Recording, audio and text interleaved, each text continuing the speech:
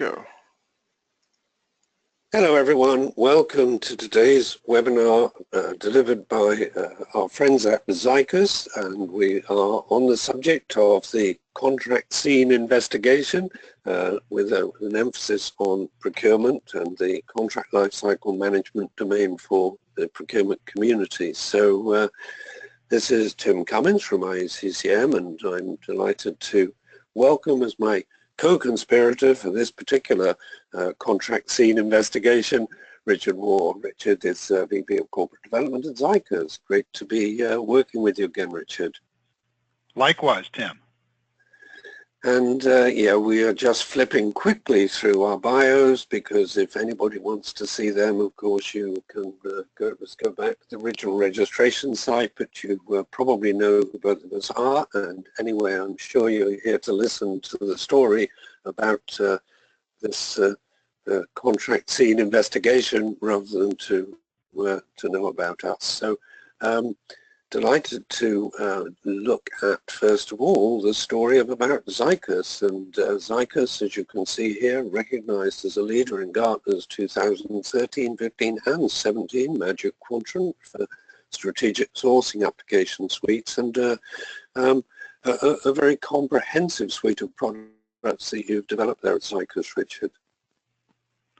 Yes, a full source to pay suite. So just as the Gartner Magic Quadrant looked at the end-to-end sourcing suite, which includes spend analytics and e-sourcing, contract and supplier management, the Forrester Wave reports zeroed in specifically on contract lifecycle management, and Zycus has appeared as leaders in both of those reputable reports.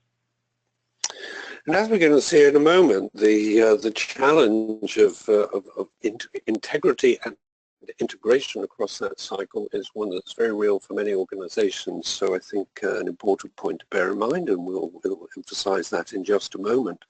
But our agenda today, as you can see, quite wide-ranging.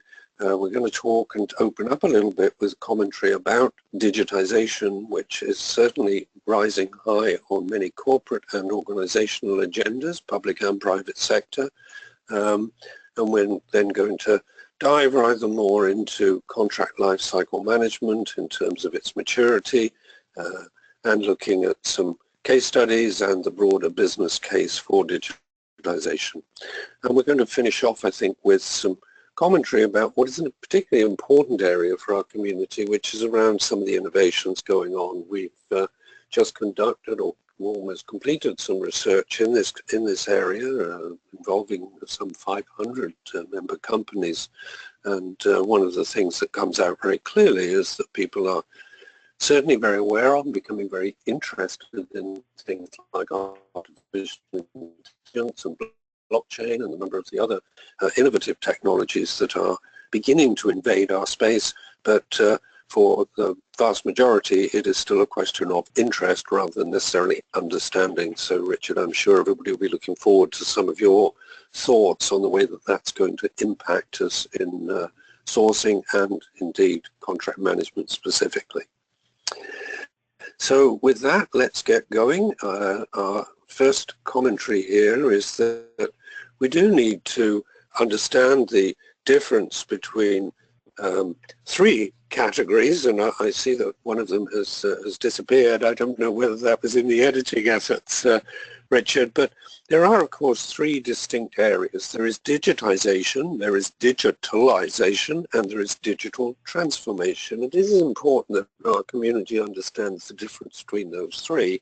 They are often, in fact, rather confused and confusing, but digitization is essentially about the adoption of systems, and digitization is moving from the analog to the digital. It's moving away from the limited world of analog into a much more expansionary world of digital, where through keystrokes we begin to see the integration of the visual, of the audio, of traditional software systems with far more capability now in terms of the nature of the communications that they can enable and the form that those can take. Digitalization, on the other hand, is about the transformation of business process using many of those digital technologies, of course. And finally, digital transformation is used in the context of entire businesses, and it is absolutely at the heart of much of the agility and the innovation that business leaders are trying to achieve.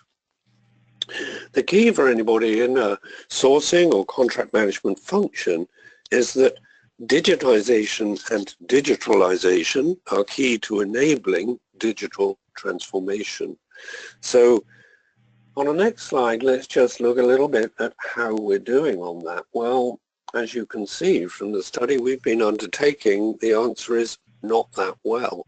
Only 3% of those 500 or so companies responding have implemented a digital technology for contracting, and just over 50% don't even have a plan for doing so. So we've got about 47% who are at some level of planning or implementation, but fully half have no plan. Now, going to my point about the fundamental importance that digital transformation is having in the executive rooms in terms of the business planning and the business strategies, obviously one of the problems we've got here is that with contracts being such an integral part of the business, if we do not move in a direction of enabling digitization and digitalization in contract management, then we're going to become an increasing barrier to the digital transformation the business is trying to achieve. That means that we will be seen as slowing down selection activities, that will be focused far too strongly on compliance rather than enabling. And unfortunately, of course, this is very often not our fault. It's actually about the laborious review and approval processes, the need to engage multiple functional stakeholders in the process. But the point here is they can be streamlined today. And if we don't take a lead in streamlining it, then I come back to the point, we and our process will be seen as an increasing barrier to the business's goals and its need to be more innovative and to be faster and more agile. So it's an important area for us to address and embrace. Let's just move on from there and look at the question of our current adoption levels, because of course many of us have implemented contract lifecycle management systems. Unfortunately, again based on that pretty extensive study, for many people it isn't really helping them. The satisfaction level for contract lifecycle management systems as implemented today is a fairly disappointing 4.2 out of 10.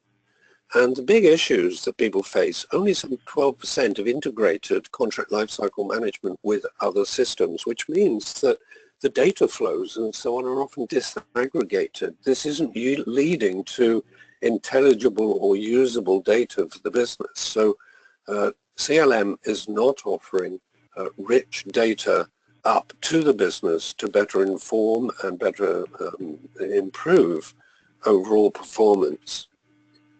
Some 74% of those who were responding can't actually measure the benefits coming from their contract lifecycle management system, which of course becomes a massive problem when it comes to issues of the return on investment. And 56% believe that their current system is outdated and lacks functionality. In some cases that may be true, in other cases it may be more to do with the fact that they haven't really managed to utilize the existing functionality effectively. So our adoption of existing technology isn't really proving successful, and while most have implemented some form of CLM, in summary it's offering limited functionality and is struggling to gain adoption outside the contract management and procurement functions. With satisfaction levels low and less than 30% able to describe their ROI, it is of course difficult to get further investment. I think what we have to ask ourselves is this really a problem with the systems themselves, or is it more to do with the failure of the organization to address complexity in the process. And I think our research is suggesting it is more the latter. The continued absence of any overall owner or accountable group for the performance of the contracting process is often the issue here. Software has often been implemented without significant process or organizational redesign. Now, the digital world that we touched on before is definitely creating a new level of urgency, and those who are responsible for contract management need to decide really whether they're going to drive a new approach or whether they're going to let themselves be seen as an obstacle in the way of their organization's digital transformation. So, Richard, I know Zycus is very much onto this issue and this problem, very much wishing to try and help the community to move forward in terms of the value it can generate. So let's move to the scene investigation, and maybe you can help us understand how best to move forward. Well, yes, thank you so much, Tim, and I think you've done a great job of laying the groundwork here and really making the case for why digitization is number one, an imperative, and number two, that it's a journey.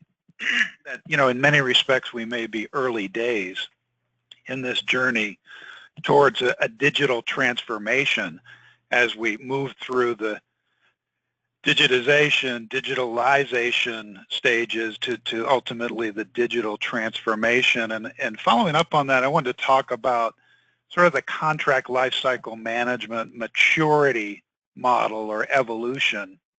And just in keeping with your findings there, often those folks who have adopted CLM solutions are still just beginning to scratch the surface in terms of what the capabilities can ultimately bring by way of digital transformation. So step one in this maturity model is often just being able to aggregate the various agreements that live on different hard drives or file folders around the organization. It's archiving that information simply to have a searchable repository of agreements across the enterprise. So similar to the data that you presented in your study in Forrester's WAVE report on CLM, for example, they found that almost universally this is where adopters of contract lifecycle management technology start. So 93% they found had taken this first step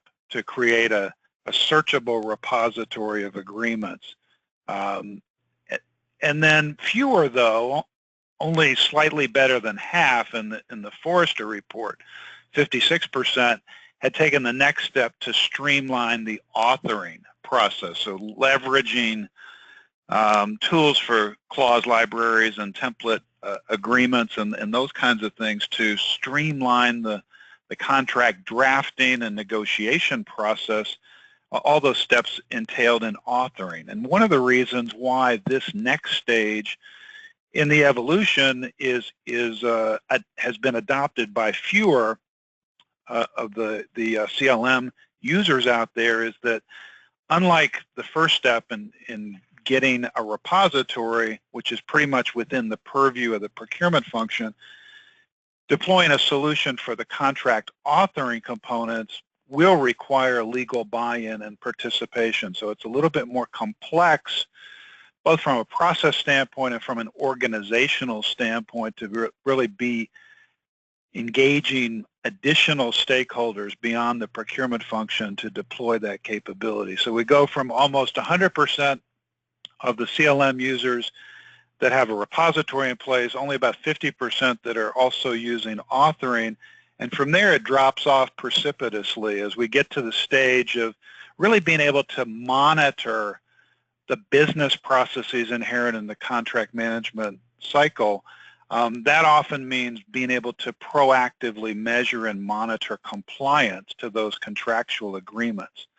So just as you said, Tim, only 12% that would have integrated to external systems. Well, that's the critical enabler for proceeding to this third stage of the maturity model, because you have to be able to bring in data from transactional systems like ERP systems to be able to match actual spending to the contracts to measure and monitor compliance, for example. So relatively few that have taken that step, and fewer still that have reached sort of this end game nirvana of full optimization, not just around the contracts themselves, but how they relate to the end-to-end source-to-pay cycle across the procurement organization, and how they can start to leverage embedded analytics within contract management for better strategic decision making. So I want to paint the picture a little bit of what that looks like and recognize this is a journey moving through these various stages of maturity, but full optimization, what's possible when you can look across source-to-pay processes in a holistic manner. And here we've presented contract lifecycle management as kind of the hub of the end-to-end source-to-pay ecosystem. And after all, contracts sits in the center, is that hub, because in many respects it's the referee for this whole process, or the arbiter, or the source of truth around who is the approved supplier for a given category of product or service. What is the contracted price? What are the performance obligations inherent in that agreement as regards service level agreements or key performance indicators? And also, what are the rules of the road in terms of the business relationship? When and how do we pay against those performance obligations? So contract lifecycle management in one respect is the referee. In another respect, it's also the timekeeper. So after all, the contract establishes the term of the relationship. Is this a 1-year agreement, a 3-year, a 5-year? It establishes the various intervals at which we're going to track and review performance. It can include a schedule of payments. It's going to determine the ultimate life cycle of either renewal or termination at the end of that initial term. So it really has a pivotal role to play in adjudicating all these different interactions with suppliers across an end-to-end source-to-pay life cycle. And kind of looking at that from a procurement perspective, it often starts with spend analytics, really being able to understand what's being purchased from whom and what quantities, and specific to contracts then, being able to track that spend data, that transactional information, to those contractual agreements to see what is the utilization rate, what is the compliance rate, how often is someone, an end user in the business, making a purchase outside of those approved contracted vendor agreements, and that represents lost value in the form of contract leakage. So we want to have tools in the contract lifecycle management arena that give us proactive monitoring and alerts to see and be able to prevent those incidences of contract leakage and non-compliant spending.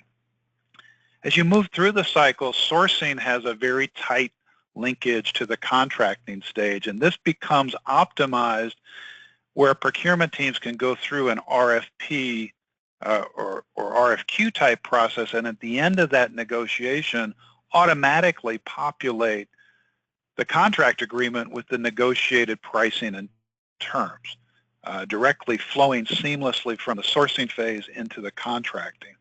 Likewise, when it comes to the touch point between contract lifecycle management and supplier management, right at that onboarding stage, there's a critical linkage there where these processes become optimized for those users that have an end-to-end source-to-pay approach, because they can take all of that information that's gathered about that supplier in the contracting phase and automatically have that available and pre-populated as part of the supplier record to onboard the supplier. So what you're doing is removing redundant steps, not entering data multiple times, the same information about the supplier, which introduces delays and, of course, the potential for inaccuracies across the end-to-end process continuum.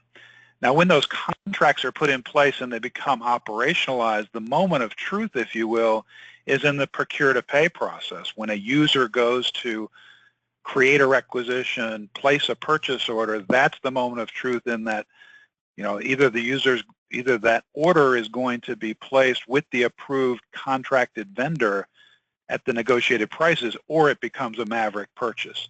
So linking procure to pay to contract management is critical, especially in the respect that, on average, only about 25% of the spending that goes through a procure to pay system would be what you would consider a catalog purchase.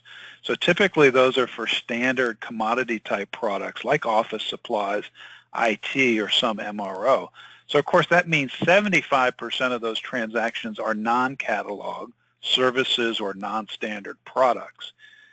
In that case, the contract becomes the de facto catalog, if you will. It's, again, that source of truth at the moment of truth when a user is placing a requisition or an order, to be able to refer to the negotiated rates and terms in the contract to make sure that the PO is a compliant one. And of course, end-to-end integrating the contracting process to the overall project management around the sourcing process ensures that the right people are involved at the right stage to really maximize the value in those supplier agreements. So I think there's really a strong case that the contract becomes the hub of this source-to-pay ecosystem and really that source of truth as you move front to back throughout this process. So again, our topic for today, Tim, CSI procurement. So you've heard of CSI New York or CSI New Orleans, the various iterations of the television show. But in this case, we're talking about CSI being contract scene investigation.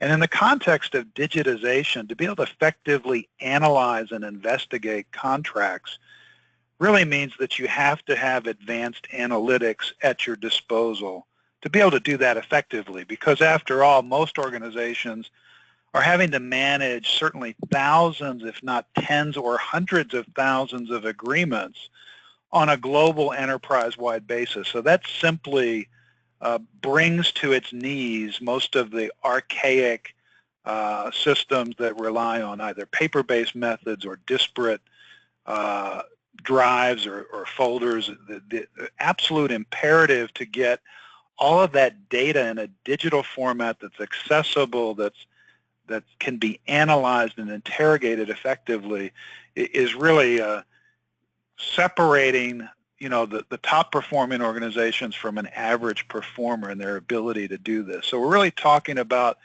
CSI, meaning having a dashboard type of view to effectively manage and measure compliance, risk, and performance. And so that means having that full visibility to an audit trail.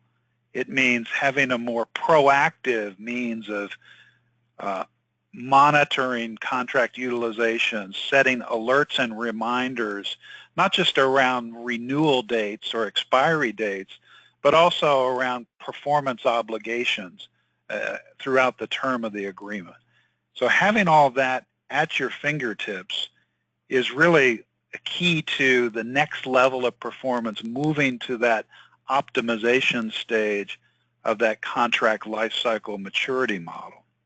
So we're going to talk a little bit more detail about specifically how can the CSI analytics help organizations do a much better job of those key three tasks ahead of them: measuring and monitoring compliance, risk, and performance. So in the area of compliance, we're really talking about a few different elements of compliance. First of all, regulatory, really the auditors, whether those are internal or external auditors, and the various regulations, things like Sarbanes-Oxley or Dodd-Frank, that we have to respond to in conjunction with those audits. Then there's the spend compliance, making sure that you're buying from approved contracted vendors, you're effectively able to channel that demand in a compliant way, and that the actual transaction is a compliant way, that you're buying in the way that you intend to. And finally, that the full value is being realized from those agreements themselves. So the pricing is in compliance with the negotiated pricing, payment terms, and also that you're maximizing any negotiated rebates that are negotiated into those agreements. So we're going to talk about each of those a little bit more. The first one, the regulatory compliance. So it's really about having an effective way to demonstrate to the audit community in particular that you're in compliance with various financial standards and industry standards and regulations. So it really starts with being able to create and identify a hierarchy of agreements, because, you know, after all,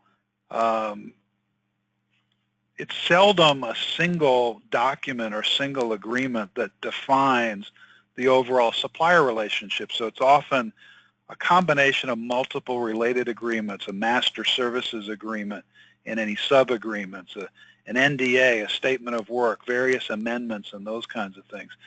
So utilizing these tools effectively really starts with first being able to link the various agreements so that they can be easily retrieved for analytical purposes. And not only that, the agreements themselves move through multiple stakeholders and result in multiple versions. So being able to establish that users are working on the current version and that I can track changes from one version to the next, who made those changes, why they were made. Very important to be able to provide that documentation to the audit community as well. And finally, establishing a chain of custody. You know, who are the appropriate reviewers and approvers for each of those agreements, and that those are in accordance with established dollar thresholds according to a delegation of authority as to who can sign for what, and that they follow category-specific approval workflow processes to arrive at the final binding agreement that results from that. So obviously, very difficult and time-consuming task to be able to respond to those kinds of requests for documentation from the audit community without a digital type of environment to be able to do that effectively in the regulatory realm. When it comes to spend compliance then, these tools can really create the visibility to proactively track utilization. So how much of your contract is being consumed. And one way to think about this is as procurement professionals, your product is the contract. You work to develop a sourcing category strategy that then gets executed to derive the best value for the enterprise, and the output of that process is the contract. It's your product. So in this respect, the visibility of the analytics are a way to make sure that your product is being utilized and to understand how is it being utilized. So the contract itself may include multiple items or services, and the ability to tie the spending data to the contracts themselves gives you visibility as to what types of items are being purchased by end users and what quantity. So it may give you insights as to, in the next contracting cycle, maybe there's a different mix of product or services that are most in demand that could be leveraged in that negotiation. And this kind of visibility is also going to give you insights to where non-compliance is occurring. So if any spending that's going on within that specific category of product or service that's not with the approved vendor is certainly something that should be investigated at once. And the last stage here from a compliance standpoint is terms compliance. So it's not enough that you can verify that the purchases are being made from the approved contracted vendor. How do you know that you're getting the negotiated pricing and payment terms within those agreements? So again, it's this integration of transactional data married to the contracts that can provide this kind of monitoring. And it's not an uncommon situation. The one that's shown here, for example, is in some cases purchases of the same items from the same supplier at different pricing. So at different locations, different offices or different plant locations, if they don't have visibility to the approved contract agreement, there's the potential that they're paying different prices for the same items. And there's also a potential here that this kind of visibility can actually lead to recoveries, that you can go make the case to that supplier that all of these purchases of these flash drives, for example, should have been at, $11.46 instead of $18, the higher rate that was paid in the vast majority of the cases shown here. So there's the ability to monitor pricing within a supplier relationship. And then there's also the situation where you've got multiple suppliers in a given category. How do you know which one is the best one, the best value for a particular item? So that gives you the ability to maybe push more demand to the best value agreements. And here we're buying ink cartridges from different suppliers at vastly different rates. So it's really being able to monitor the pricing and also payment terms. So again, not an uncommon situation for many organizations to find that while we have negotiated agreements and standard payment terms like net 30 days, somehow we seem to be paying more of the invoices from those suppliers upon receipt and not maximizing the cash flow benefits of paying on term at 30 days instead of paying upon receipt. So having that visibility, again, is an opportunity to extract additional value, really be able to realize the full value embedded in those agreements to make sure you're getting the right pricing and the right terms.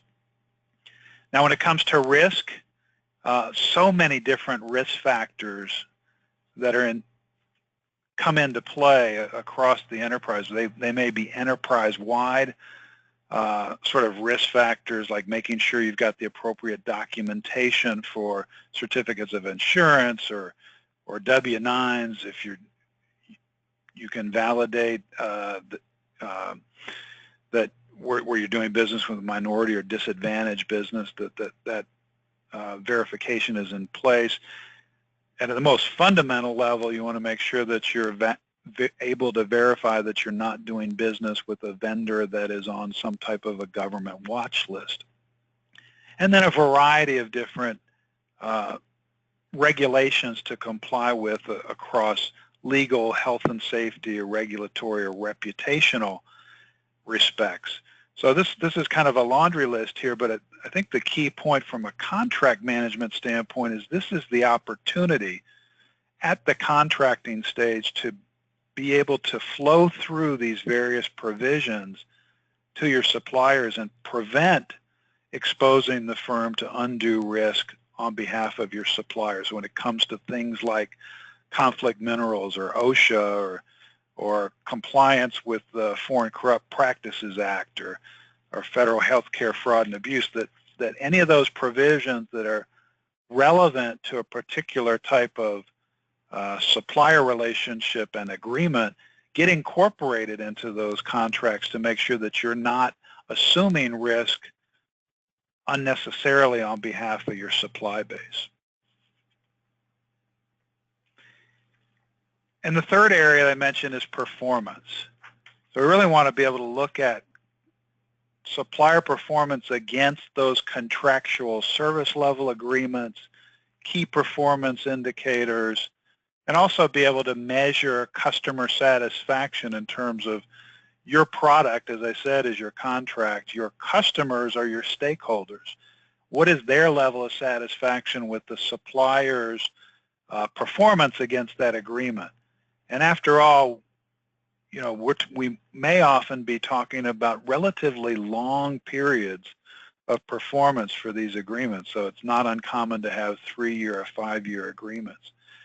So at the outset of putting that contract in place, it's important that the tools provide the ability to really put in place the gates, those performance milestones across the length of that term in terms of delivery or payment milestones, performance reviews, all those kinds of things that could be established and monitored proactively with system alerts and reminders along the way to really help maximize the performance of those agreements.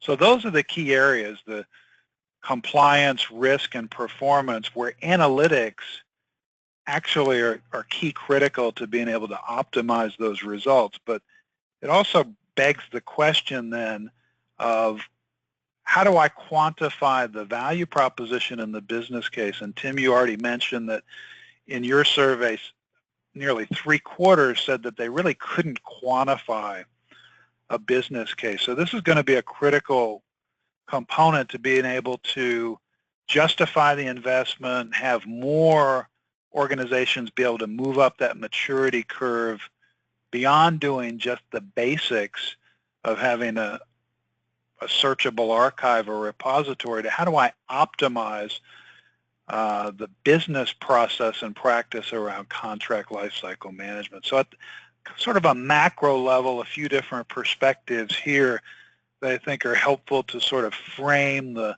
strategic imperative.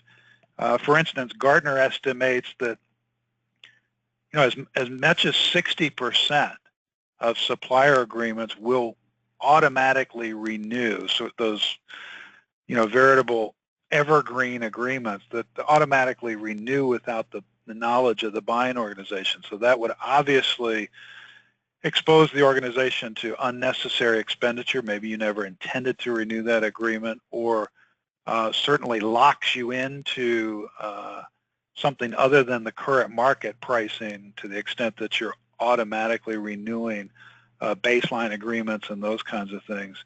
Another data point provided here by Aberdeen Group looks at the inefficiencies in the overall contracting process, and in the aggregate across all businesses, estimate that there's $153 billion per year of missed savings opportunities. Now, similarly, Tim, you and IACCM have looked at, not from a cost standpoint, but from a revenue standpoint, that the fact that somewhere around a third, 30 to 35% of organizations' contracts are underperforming. So they're not capturing the full value because they're not getting compliance to the agreements, the performance doesn't meet the service level agreements or KPIs. In many respects, that would constitute underperformance, but that exposure equates to about 9% of the annual revenues, which would cause you to stop and ask the question, what would a business have to do from a sales standpoint to generate an incremental 9% of revenue? Very difficult to accomplish that, of course. So closing this gap, this performance gap on the contract side, could clearly have very dramatic business benefits in terms of efficiency and value realization, both at the top and bottom lines. But we still need to sort of get down from that more macro level view to something that could be more granularly quantified to be able to build the business case specific to contract lifecycle management. So here I think it's helpful to look at sort of a scorecard of how are organizations doing and what is the disparity between those considered best in class procurement organizations and everyone else, the average overall. And here the best in class have a dramatic performance advantage. And of course, they've been the first movers when it comes to digitization. So this type of sort of a quantum or order of magnitude advantage that they have from a performance standpoint doesn't happen by accident. They're able to access the state-of-the-art technologies. Really, they've been the ones to emphasize digitization, and it's shown up in the performance results. So the best in class have better visibility, so more than twice as likely to have their contracts available and accessible in a central searchable repository. much higher compliance rate. So 85% of the transactions compliant to contract as compared to just 30% for the average. And a much higher percent of spend than on contract versus off contract or non-compliant spend. So 70% on contract for best in class, just 29% for others. And not only that, they're able to ensure that they have best value agreements in place, that they're constantly going out and assessing the market. So they're able to renegotiate contracts on a more frequent basis, on an annual basis for about 50% for best in class, and renewing contracts on an annual basis better than 50% of the time for the best in class. So they're constantly monitoring the market to make sure that they're getting the best agreement. So clearly there's a business case to be made to be able to move from what would be a typical level of performance, such as the average, to get to best in class. And that's only going to be accomplished with digitization, automation in this area. So a sample business case then would say, if you're like the average organization and you have just 29% of spend on contract, and in this case, let's look at an organization that has about 500 million in addressable spend. Well, what's the incremental improvement potential of moving from an average compliance rate of 29% to a best-in-class of 70%? So if I took 41% more of my $500 million in spend and put it on contract, it becomes compliant. Well, the benchmark is that for every dollar of spending that's off contract or non-compliant that you bring into compliance and put on contract, that yields a savings of 8%. So just using these baseline metrics that we're looking at here with 500 million in spend, if I put 41% more on contract, realize 8% savings, that equates to a $16.4 million savings opportunity return on investment. So that equates to about 3 1/3% of the total addressable spend. So very significant material savings opportunities that can be quantified with some precision and can be measured on an ongoing basis because of having the ability to pull actual spend data and measure that, marry it to the contracts to actually monitor compliance on an ongoing basis. I want to talk too then about a sort of a case study example of what one of our customers has done in this area. This is in the banking and financial services industry. So QBE, which is a global insurer with operations across 5 continents, and North America, Australia, and in Asia Pacific, Europe, and Latin America. And typical of an insurance company, their spending tends to be focused on 3 main areas: the claims process, indirect spending in general, and IT being one of the largest categories of spending. So a very complex type of environment in terms of the underlying contractual agreements that relate to those categories tend to be very complex, in that you're not just buying lots of or any raw materials or sort of standard widgets, that they tend to be complex agreements for IT or claims processing and those kinds of things. So in their environment, some of the challenges that they faced was first not having really a consistent, standardized contract management process. Agreements were in various disparate systems, so they didn't have visibility that really prevented them from proactively managing their existing obligations and really have that consistent view across the organization. It really showed up. I mentioned earlier in the compliance area, especially around regulatory compliance, a lot of this relates to audits. And the biggest driver in their case were some specific gaps identified through the audit process that they really needed to address in a very time-sensitive manner. So in that project, the complexity that they were dealing with involved the variety of agreements, so some 7,000 contracts, but 22,000 different documents with over 150 types and subtypes of agreements. So the schema around how those organizations need to be linked in the hierarchy presented a number of challenges. Given the global nature of the business, of course, those agreements live in multiple languages and currencies, so being able to access that in a consistent way on a global basis really presented a number of challenges. And because of the burning platform, which was to address these and remediate the findings from audits, meant that they really had to fast-track the deployment in about 30 days, start to finish. So that meant going through intensive conference room pilots and configuration of the UI and setting up the folder structure to get everything operating efficiently.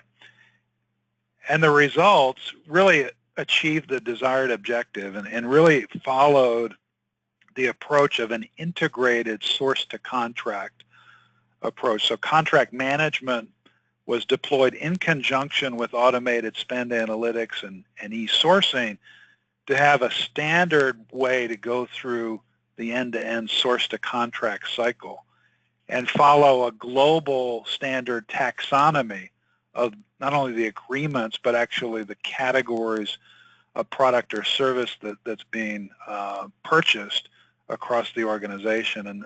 And ultimately, this did really help not only address those audit gaps that were found, but really instilled confidence between the procurement team and the finance team, that the finance group could now rely on that system of record, that single source of truth, to really have a consistent view of compliance when it comes to their contractual agreements.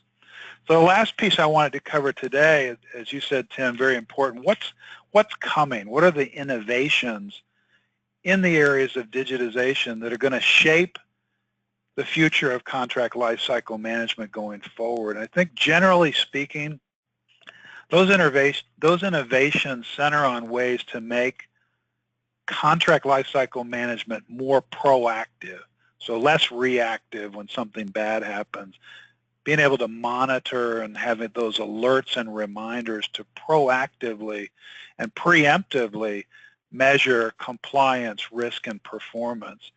And also more participative. How do I get more users involved across multiple stakeholders that are involved in parallel reviews or sort of a crowdsourcing approach or multi-party collaboration to how agreements are put in place and managed most effectively. And also how it becomes more intuitive, allowing users to access information less from a software-driven sense versus more of how do I use tools like artificial intelligence and natural language processing so that users can start to interrogate these systems, do the analytics in the sort of natural way that they think about the business process and not have to structure a query of a system or a database in a way that's not intuitive to them. So I'll drill into each of these just very briefly. The first one being the notion of Microsoft Word integration. So I mentioned that the adoption of authoring capabilities within contract lifecycle management has really trailed significantly the adoption of the repository functionality. And in large part, that's because various stakeholders, especially legal, need to be bought in as users of the authoring tools within contract lifecycle management. So here it's about not having to change user behavior, especially those that are comfortable operating in Microsoft Word as an example. So the innovation from a technology standpoint here is integrate with Word, So here it's what we call a Word Connect plugin. But what it really means is that those users that are comfortable operating Word can continue to do so natively, but have all of those changes automatically reflected in the contract management system. So they're automatically logged in from a single sign-on connection. They manipulate those agreements, manage clause libraries and templates, whether that's internal to the organization or whether they're importing third-party paper in a Word format.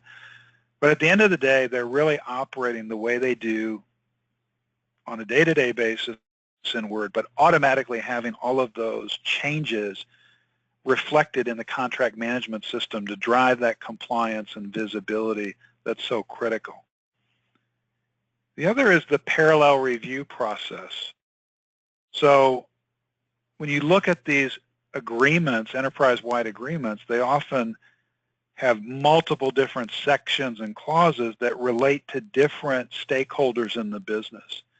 So the challenge here is, how do I get the different people in my organization that need to review or approve different sections to be able to do that in parallel? I want to make sure that they're working on just those parts of the agreement that they need to weigh in on, but that they're not waiting in the process for someone else to complete a prior step. Those parallel reviews need to happen, in fact, in parallel simultaneously, but the system also has to have the management controls in place, the system controls, to make sure that at any point in that cycle, those different stakeholders are working on the most current version of that agreement that has the updated changes from the other reviewers. So this is going to reduce contract cycle times, both for creation and negotiation, and also just improve the overall efficiency of users throughout the process. Another key area of innovation is artificial intelligence and natural language processing. So just one example of that is, if you think about reporting and analytics, especially around contracts, historically that's meant having to structure some type of a database query or set filters for a report and then schedule that report and wait for the results. The innovation here around NLP, for example, is, why not simply be able to ask anything? Think of it as the Siri for procurement.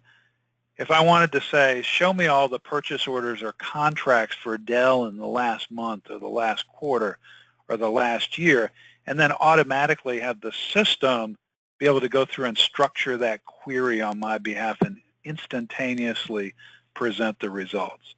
And the last one I'll share with you from an innovation standpoint really focuses on much tighter integration across source-to-pay processes. So, for example, in procure-to-pay, contract lock is an example of really tightening that process so that when a user goes to create a requisition for goods or services, they're automatically directed through a guided buying model only to those preferred negotiated supplier agreements.